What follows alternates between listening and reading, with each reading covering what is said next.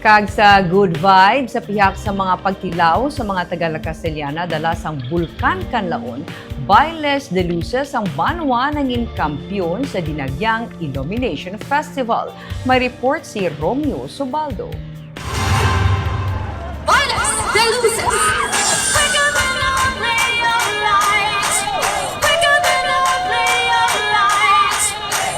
Sa piyak sang kadulom, may kasanag. Ini ang ginpakita sa performance ng Bailes de Luces dancers na Castellana sa Dinagyang Illumination Festival sa Iloilo City. Isa ka kompetisyon para sa mga kapistahan sa bilog nga pungsod nga nagagamit sang suga. Ginlingaw sa performers ang mga tumalanaw sa masiri nga kolor sa costumes kag props.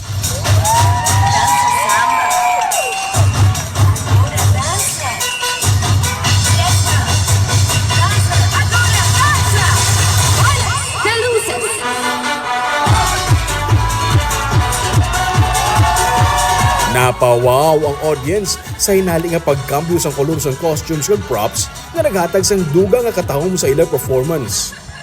Sa embukada sang performance, makita na ang bulkan kanlaon. Kay man ang banwa nahamtang lang mismo sa tiilan sang bulkan. Bisan wala madayon ang kapistahan sa nagligad nga tuig bangod sa aktibidad sa bulkan kanlaon, nanginhigayon naman ang ini nga kompetisyon nga mapakita sang banwa ang ilang kapistahan sa gihapon nga makapila na ka beses nga naghakot sang awards sa national kag international competitions.